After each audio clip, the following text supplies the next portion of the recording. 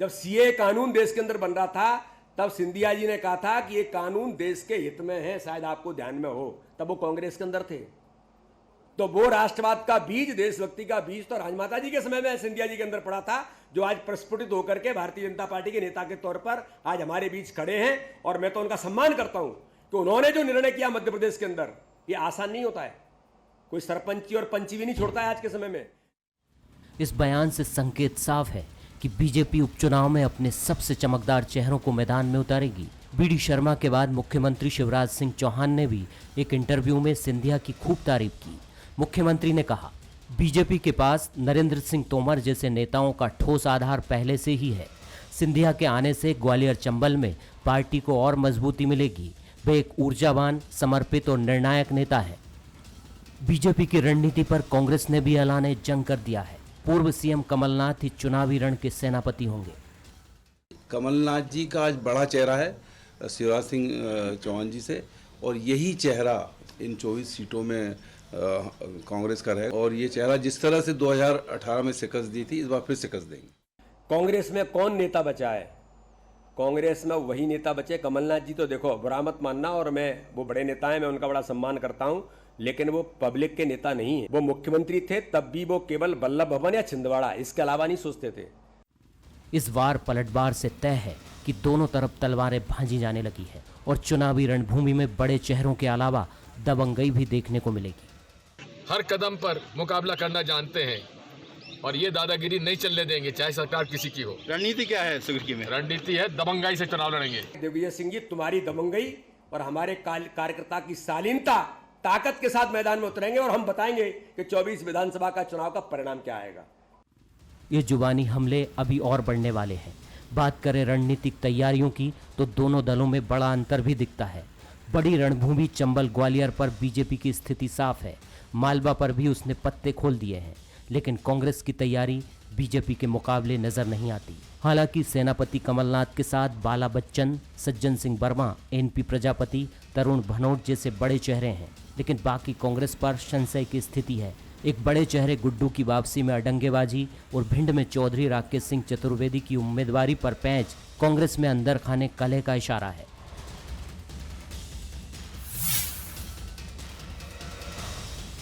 नमस्कार, मैं हूं शरद द्विवेदी और हमारा आज का मुद्दा है चेहरों का चुनाव। हालांकि एक चर्चित फिल्म का चर्चित गीत है, दिल को देखो चेहरा न देखो, चेहरों ने हजारों को लूटा, दिल सच्चा और चेहरा झूठा। लेकिन अब दिल कैसे देखा जाए? साहित्य की बात अलग है, फिक्शन की बात अलग है, पौराणिक संदर्भों की बात अलग है कि हनुमान जी की तरह सीना चीर दिया और ये देखिए हृदय में भी भगवान राम विराजे हैं। जनता हृदय तो देखना चाहती है, लेकिन वो अटक जाती है चेहरे पर, और चेहरे से दिल का रास्ता जो है वो बड़ा टेढ़ा मेढ़ा, पेचीदा, घुमावदार गलियों से होते हुए पहुंचता है। तो दिल के दर्शन करके दिल को समझने का काम राजनीति में सर बहुत कठिन है। कभी होता होगा आसान, लेकिन इस दौर की राजनीति में दिल तक पहुंचना बहुत कठिन है। इसीलिए बात होती है चेहरों की। चेहरों को देखिए, ये सबसे बड़ा चेहरा है हमारे पास, और ये चेहरा it makes a big difference. ये एक बड़ा अंतर पैदा करेगा और करता भी है। अगर आप 2018 को देखें तो कांग्रेस में निश्चित तौर पर ज्योतिरादित्य सिंधिया का चेहरा बड़ा अंतर पैदा करने वाला था, और उसी के मुकाबिल कमलनाथ जी का चेहरा था। और बीजेपी के पास उनका चिरपरिचित चेहरा है जो हमेशा बीजेपी के लिए शुभंकर रहा है, नाम शिवराज सिंह चौहान, चौथी बार मुख्यमंत्री मध्य प्रदेश। तो चेहरों की ये लड़ाई उपचुनाव में फिर अपना रोल अदा करेगी, और ये देखना बहुत दिलचस्प होगा कि 24 सीटों के इस उपचुनाव में जनता चेहरों के इस दांव में किस चेहरे के या किन चेहरों के साथ जाती है। आज एक बार फिर समर्पित है आज का मुद्दा उपचुनावों को लेकर, और जो मेहमान हमारे साथ हैं उनसे मुलाकात कर लीजिए। मेरे साथ स्टूडियो में हैं वरिष्ठ पत्रकार, राजनीतिक विश्लेषक जो बहुत पैनी निगाह रखते हैं, चुनावी घमासान हो या मध्य प्रदेश की राजनीति हो, सुशील शर्मा जी, बहुत स्वागत करता हूं उनका। और दो राजनीतिक युवा मित्र मेरे साथ हैं जो बहुत ही प्रसन्न मुख तो हैं ही, उसके साथ गंभीर चिंतन दर्शन के धनी भी हैं। और आगे बढ़ने वाली राजनीति के जो चेहरे मध्य प्रदेश के हैं उनके इन पर निगाह रखिएगा दोनों पर। ये फ्लैटरिंग मत समझिएगा, क्योंकि पत्रकार जब कुछ कहते हैं तो बड़े अर्थ भी लगाए जाते हैं, लेकिन ये चेहरे वाकई ध्यान देने लायक चेहरे हैं। रजनीश अग्रवाल जी हैं, युवा नेता बीजेपी से स्पोक्स पर्सन, और अब्बास हफीज साहब हैं, युवा नेता कांग्रेस और प्रवक्ता कांग्रेस। सबसे पहली टिप्पणी सुशील शर्मा जी की। सुशील जी, किस तरह देखते हैं आप चेहरों की इस लड़ाई को, चेहरों के इस घमासान को, और कितने अंतर पैदा कर पाएंगे? क्योंकि चेहरों की दृष्टि से देखें तो दो बड़े चेहरे बीजेपी के पास हैं, शिवराज सिंह चौहान और ज्योतिरादित्य सिंधिया, और 16 सीटें हैं ग्वालियर चंबल की। कि किस तरह देखते हैं आप इस लड़ाई को? देखिए शरद जी, ये बात बिल्कुल सही कि जो मूल रूप से ये चुनाव होगा, ये उपचुनाव जो होंगे, ये वास्तव में चेहरे की ही लड़ाई होने वाली है। आप देखिए, एक चेहरा जो बीजेपी में आ गया वो कभी कांग्रेस का चेहरा हुआ करता था, वो चेहरा बदल गया है। तो उस चेहरे पे ही पूरी लड़ाई ग्वालियर चंबल की फोकस रहने वाली है। और इस पूरे चुनाव में अगर सबसे ज़्यादा किसी की प्रतिष्ठा दांव पर लगेगी तो वो सिंधिया की लगेगी।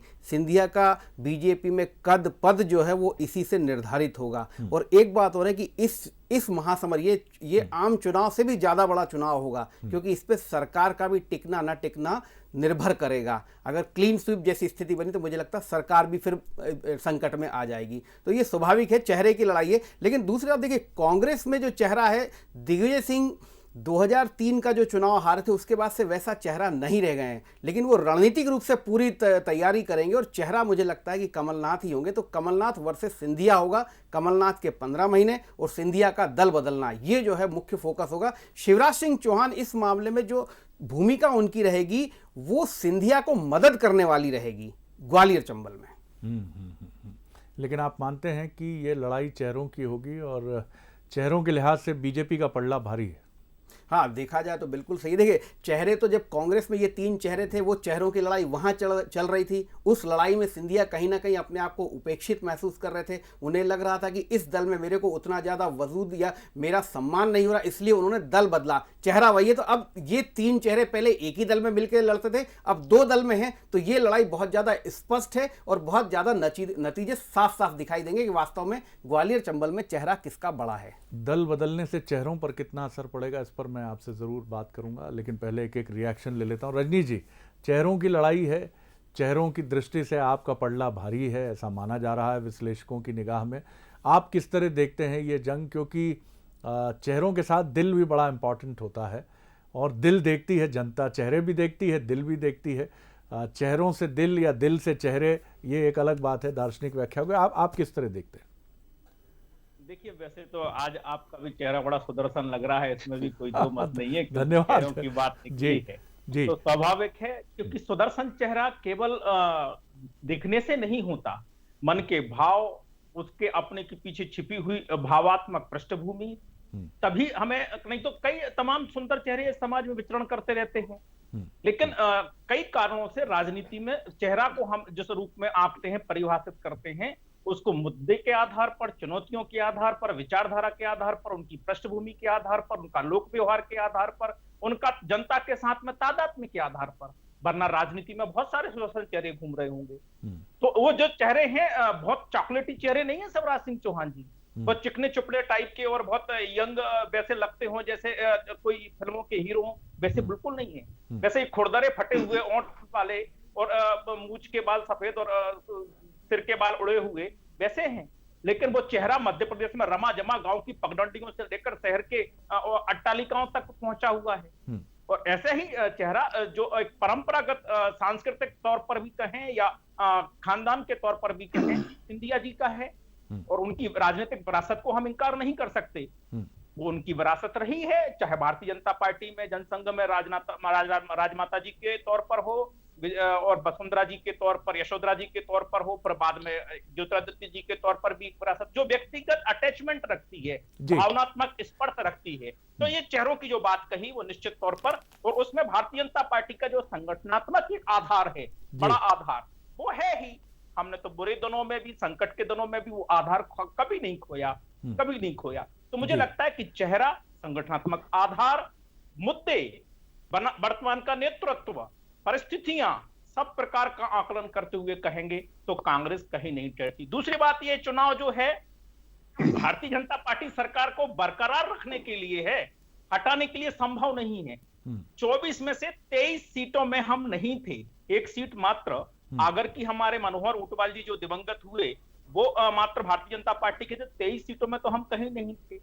कांग्रेस को अभी 92 की उनकी संख्या, 92 की संख्या, कितनी जीतना है 116 पाने के लिए आप हम दोनों जानते हैं, और भारतीय जनता पार्टी को कितनी जीतना है आप और हम दोनों जानते हैं। और आज मुद्दे और नेतृत्व दोनों भारतीय जनता पार्टी के समर्थन में है, साथ में है, और चुनाव आगे जब आएंगे तो दूध का दूध और पानी का पानी भी हो जाएगा। जी बिल्कुल ठीक कहा आपने, दूध का दूध और पानी का पानी हो जाएगा। और जैसा आपने कहा तो आपकी जो फिल्म है वो कुछ वक्त की याद दिलाती है, जो चर्चित फिल्म थी अपनी, जिसमें राजकुमार जैसा खुरदुरा चेहरा भी है जो बहुत सामान्य और आम है लेकिन बहुत ख़ास है, शिवराज सिंह चौहान है वो, और दूसरा चेहरा मनोज कुमार या शशि कपूर साहब का हो सकता है जो बहुत सुदर्शन है, तो ज्योतिरादित्य सिंधिया है। तो बड़ा दिलचस्प कॉम्बिनेशन है, एक तरफ मध्य प्रदेश के आम आदमी का चेहरा और एक तरफ वो युवाओं का वो चेहरा जो उनको बहुत लुभाता है, जिसकी अंग्रेज़ी बड़ी अच्छी है, जिसके भाषण में एक अदा है, जिसके बोलने में एक अलग किस्म की रोमानियत है।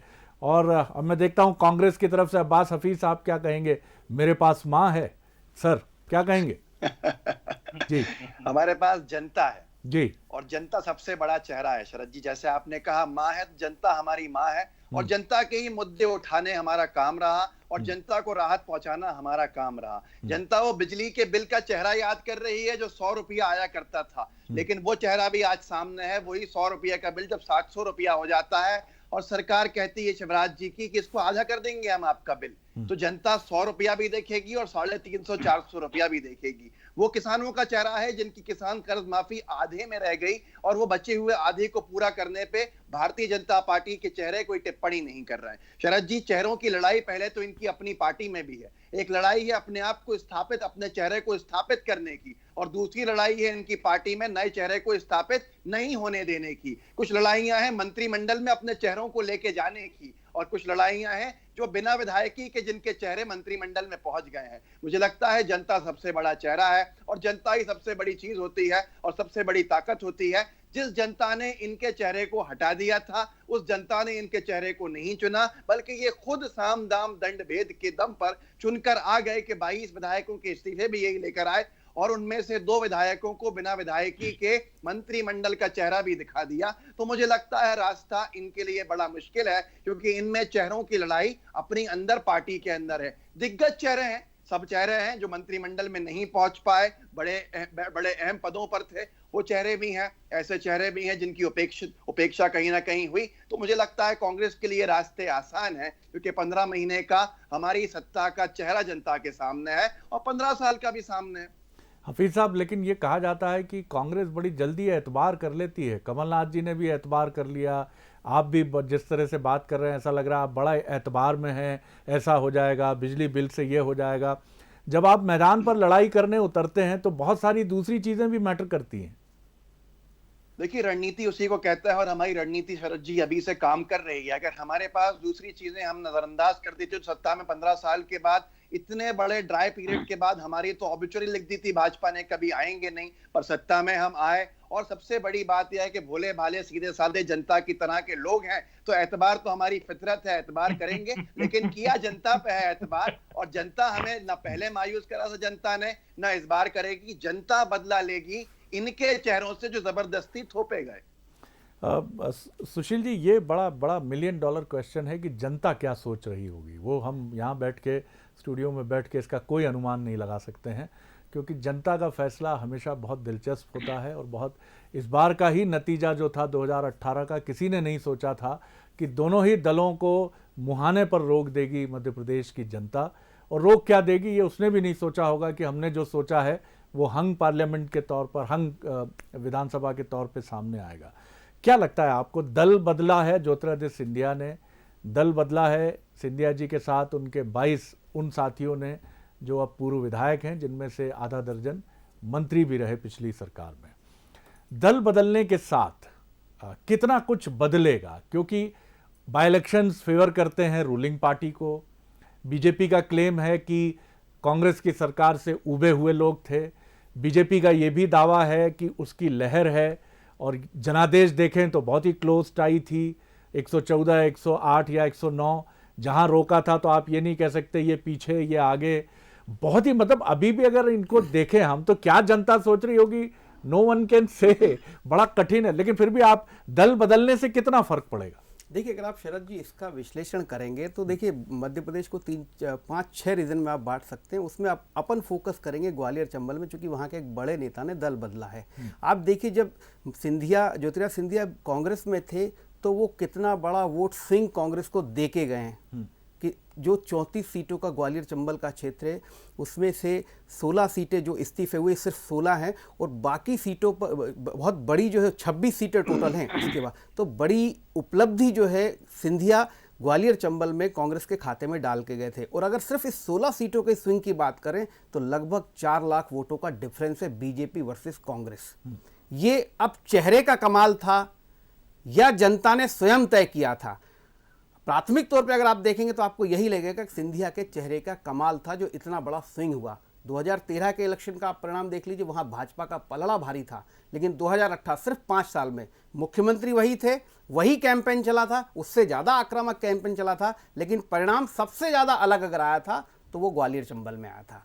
तो ये कहीं ना कहीं सिंधिया के चेहरे का कमाल था। अब ये जो स्विंग हुआ है, ये स्विंग सिंधिया अब दल बदल चुके हैं, ये मतदाता वापस क्या सिंधिया के साथ जाएगा ये भी देखना होगा। क्या ये मतदाता वास्तव में सिंधिया के कारण ही कांग्रेस से जुड़ा था? ये सब चीजें इस उपचुनाव में समझ में आएंगी, क्योंकि आप देखिए ये जितने भी विधायक जिन्होंने इस्तीफा दिया है, इनमें से 2-4 ऐसे ही कैंडिडेट हैं जिनका वास्तव में वोट बैंक लगातार बढ़ता रहा है। उसमें आप इमरती देवी को ले सकते हैं जिनका वोट लगातार बढ़ा है, उन्होंने अपनी मार्जिन बढ़ाई है। लेकिन बाकी ऐसे विधायक हैं जो बहुत कम मार्जिन से भी जीते हैं, जो हारते भी रहे हैं, तो उसमें कहीं ना कहीं सिंधिया फैक्टर ने काम किया था।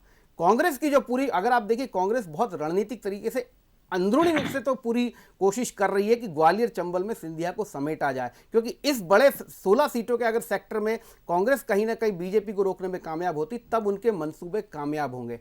बहरहाल यही है कि चेहरा तो सिंधिया का ग्वालियर चंबल में था, अब वो चेहरा दल बदलने के बाद, आपने कहा ना दिल को देखे चेहरा ना देखे, दल को देखे चेहरा ना देखे, अगर ये कह के देखें तो देखना होगा कि वास्तव में इस चुनाव में परिणाम आता क्या है। वही बड़ा सवाल ये भी है रजनीश जी कि वो मुद्दे जो 2018 में थे, रीजन वाइज भी उनको देखें तो ग्वालियर चंबल में माना गया था कि वहाँ रिजर्वेशन का इशू या फिर कहीं ना कहीं एक अपर कास्ट का इशू जो उस रीजन में रहता है विंध्य की तरह, उसने भी अपना काम किया था। ये सारी घटनाओं में जो भी चमकता चेहरा होता है किसी भी पार्टी का हो, कांग्रेस बीजेपी का, वो उस मुद्दे को सतह पर लाकर जनता की भावनाओं को अपने पक्ष में मोड़ने में कामयाब होता है। इस बार का जो मुद्दा है, मुद्दे 2 ही रहेंगे। सिंधिया जी जाएंगे तो वो ज़रूर ये कहेंगे कि उनके साथ क्या नाइंसाफ़ी हुई और उनको ये फैसला क्यों लेना पड़ा अपनी टीम के साथ, और जिसमें 6 मंत्री थे, कोई मंत्री पद कोई छोड़ता है, विधायकी कोई छोड़ता है, और कांग्रेस का मुद्दा होगा कि उसके साथ बेवफाई हुई। तो ये कितने अपील करेंगे मसले? आपको क्या लगता है, आपकी ताकत क्या होगी, बीजेपी की ताकत क्या है जो लोग भरोसा करेंगे आप पर?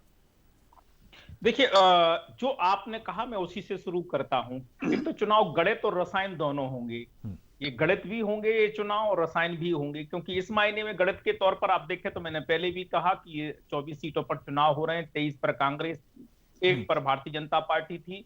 हमें जितनी संख्या में जीतना है वो सबको दोहराने की जरूरत नहीं है। कुल मिलाकर ये है कि गणित हमारे पक्ष में है। रसायन की जो बात कर रहे हैं, गाहे बगाहे ये मुद्दा तो उठेगा, हम उठाएं या कांग्रेस उठाए, चुनाव में ये मुद्दा जाएगा। आप मीडिया के तमाम लोगों ने, चाहे वो प्रिंट मीडिया हो, सोशल मीडिया हो या इलेक्ट्रॉनिक मीडिया हो, खूब सर्वेज 2018 के विधानसभा चुनाव में किए जी। उन सर्वेज में कांग्रेस से ज्यादा लोकप्रियता कांग्रेस के नेता मुख्यमंत्री बनने के तौर पर सिंधिया जी की थी। और एक नहीं, अलग अलग हिंदी मीडिया इंस्टीट्यूट हो या इंग्लिश का हो या यहाँ का हो या नेशनल का हो या ऐसा हो या वैसा हो, तमाम एक जैसी आप मुख्यमंत्री बनाएंगे बट के अलावा। तो उसके साथ में जो मामला देखा जाए तो उनके लेकर नाइंसाफी हुई, वो धोखा हुआ, और ये पद त्याग के जनता के पास में वापस गए। यानी उन्होंने जो जनादेश कांग्रेस के तौर पर मिला था उनको बेचा नहीं है, ये तो जनता के सामने आ गए कि भैया हमने कांग्रेस से चुन के गए थे, हमने त्याग पत्र दे दिया, हम भाजपा के साथ हैं, अब हमें आप आशीर्वाद दो। तो ये बहुत स्पष्ट मुद्दे को लेकर अगर हम बात कहें तो कहीं दो मत नहीं है, संदेह नहीं है जो इनकी सिंधिया जी की परंपरा राजनीतिक तौर पर, सांस्कृतिक तौर पर रही है, वो भारतीय जनता पार्टी से बहुत विलग नहीं है, कई मुद्दों पर साथ में भी खड़ी रही है। हमें लगता है कि जब दोनों इकट्ठे हो जाएंगे तो रसायन का जो समीकरण बनेगा वो बहुत जोरदार बनेगा। नेता बतौर प्रत्याशी नहीं मिल रहे कांग्रेस को ग्वालियर चंबल संभाग में, सुशील जी और आप दोनों बखूबी इस बात को जानते हैं, क्योंकि सिंधिया जी के मार्फत इस इलाकों में कांग्रेस प्रत्याशी चुनती रही है, देती रही है। वह नेता नहीं हो, कांग्रेस नेता आधारित पार्टी है, ये हम सबको पता है। बरसों बरस से जो नेता टिके बने रहे हैं, चले रहे हैं, उनके पीछे हटाओ आप तो आपको वहां कुछ नहीं दिखेगा। टिकट देने के लिए किसी को भी दे दें। और ये हाहाकार भी जो अंदर मचा है वो भी मुझे लगता है कि आने वाले दिनों में विकट होने वाला है। तो 3-4 नाम अभी आप मीडिया के लोगों ने उछाले थे कि ये कहीं यहां तो नहीं जाने वाले, वहां तो नहीं जाने वाले, मैं किसी का नाम नहीं लूंगा, लेकिन ये वही नाम क्यों आए, कोई दूसरे नाम क्यों नहीं आए?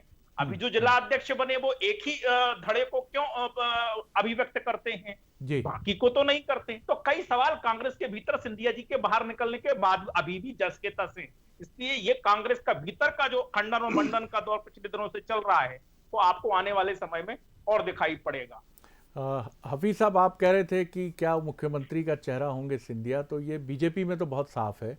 आपकी पार्टी में वो मुख्यमंत्री पद के लिए उम्मीदवार माने गए, कांग्रेस में जब तक सिंधिया जी थे, और बीजेपी में ये बात बहुत साफ है कि बीजेपी का चेहरा और जो आम सहमति का चेहरा है और बीजेपी का जो क्लेम है कि पूरे मध्य प्रदेश की सहमति का चेहरा है वो शिवराज सिंह चौहान है। दूसरी महत्वपूर्ण बात है, यहाँ सिंधिया जी उस रूप में नहीं रहेंगे, लेकिन ये चुनाव पर कितना असर डालेगा ये जनता जानती होगी। लेकिन ये ज़रूर है कि आपके पास कैंडिडेट ढूंढना आपकी एक चुनौती है, क्योंकि जो कुछ जी बोलिए जी।